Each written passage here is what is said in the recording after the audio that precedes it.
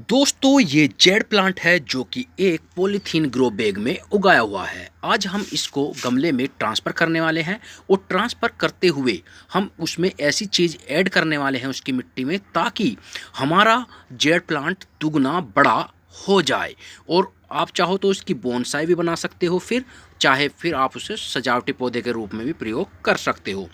दोस्तों मेरा नाम है अरुण और आप देख रहे हो टू द ट्री चैनल। तो चलो वीडियो करते हैं स्टार्ट। दोस्तों आप जानते ही हो कि जेड प्लांट को ग्रोथ के लिए मैग्नीशियम और कैल्शियम और पोटेशियम की बहुत आवश्यकता पड़ती है। अगर आप उसमें पोटेशियम और मैग्नीशियम की कमी को दूर कर दोगे तो आपका प्लांट गमले में भी बहुत लंबा होगा और ज़्यादा शाखाएं इस पे आएंगी।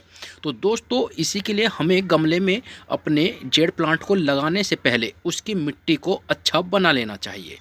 तो दोस्तों हमारे पास ये मिट्टी है। इस मिट्टी को हम इसमें आवश्यक चीज़ें घेर कर बहुत अच्छी कंडीशन में इसे हम बनाने वाले हैं।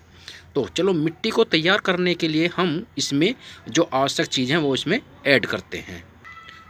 दोस्तों ये है माचिस। दरअसल माचिस तो ये मानिए कि जेड प्लांट के लिए जादू जादू है। ये इसकी जो ये तिल्लियाँ हैं ना, ये हमारे बहुत काम आने वाली हैं। ये तिल्लियाँ, इन तिल्लियों में जो है पोटेशियम की भारी मात्रा है और ये पोटेशियम और मैग्नीशियम से भरपूर हैं तिल्लियाँ, जो कि हमारे जेड प्लांट को चाहिए। तो हम इन्हीं तिल्लियों को अगर अपनी मिट्टी में सीधा मिला दें तो हमारे जो प्लांट की इसमें जड़ें जाएंगी मिट्टी में, वो इससे मैग्नीशियम और पोटेशियम की पूर्ति अपनी कर लेंगी। तो इसलिए हम चलो इसमें से जो तिल्लियाँ हैं तिल्लियाँ लेकर इसमें मिलाते हैं। तो ये रही, इन तिल्लियों को मैं इस मिट्टी में ऐसे ही मिला देता हूँ। आपके पास भी अगर कोई माचिस हो या बाज़ार से माचिस ले आना और उन्हें मिट्टी में ऐसे मिला दीजिए। तो इससे जो जेड प्लांट है वो अपनी पोटेशियम और मैग्नीशियम की जो पूर्ति है वो आसानी से इसे कर लेगा। इसी के बाद हम इसमें ऐड करेंगे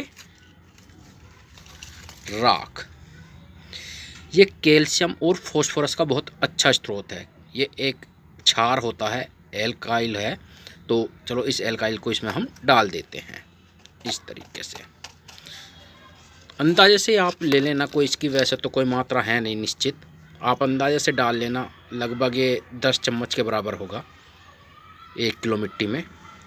तो राख भी बहुत अच्छी रहती है।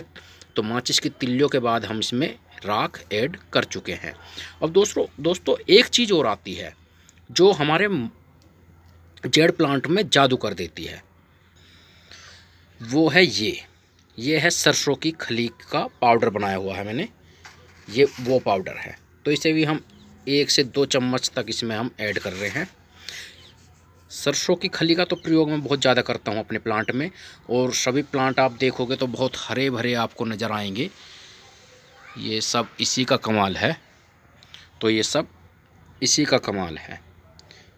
तो हमारी मिट्टी जो है अब पूरी तरीके से बनकर तैयार हो चुकी है।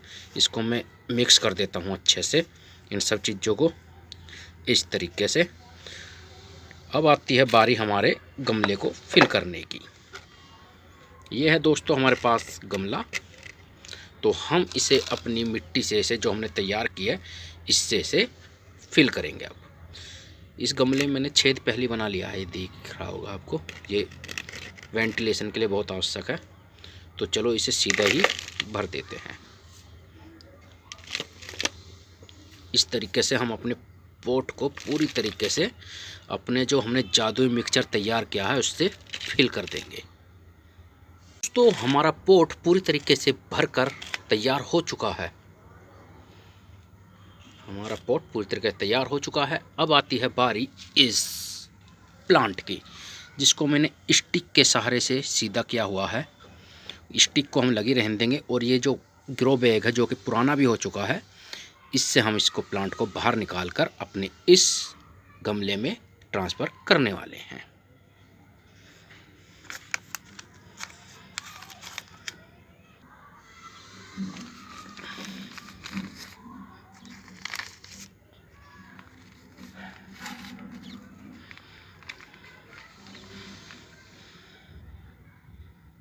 तो हमारा प्लांट ग्रो बैग से निकल चुका है। अब इसे हम इसमें रख देंगे। इसमें यहाँ ध्यान रखना है कि इसे बिल्कुल मध्य में रखा जाए, सेंटर में से हमें रखना है इस तरीके से।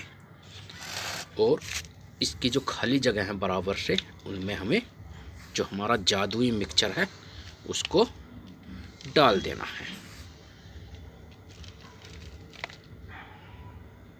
तो दोस्तों, हमारा जो गमला है वो पूरी तरीके से मिट्टी से भरकर तैयार है। अब बारी आती है पानी देने की। तो इसमें इस तरीके से इसे पूरे पानी से हम फुल भर देंगे। तो इस तरीके से हम अपने गमले को पूरी तरीके से इससे फिल कर देंगे। हमारा जेड प्लांट पूरी तरीके से लगकर अब तैयार है। आप देख सकते हो कि मैंने इसको बिल्कुल बीच में लगाया हुआ है ताकि यह चारों तरफ को इसकी जड़ इसमें फैल जाए। और इसकी जो लंबाई है ना, आप हाइट अब भी देख सकते हो, हाइट इसकी बहुत है और इसकी दुगनी हाइट हम प्राप्त कर लेंगे। तो दोस्तों, आप माचिस की तिल्ली का प्रयोग कर सकते हो पोटेशियम और कैल्शियम के लिए, और इसमें राख का भी प्रयोग कर सकते हो, और सरसों की खल डालकर आप मिट्टी को बहुत उपजाऊ बना सकते हैं। तो दोस्तों, वीडियो कैसी लगी कमेंट करके बताना, चैनल को सब्सक्राइब कर देना और बेल आइकन भी दबा देना ताकि आने वाली नई वीडियो आपको समय से मिलती रहे।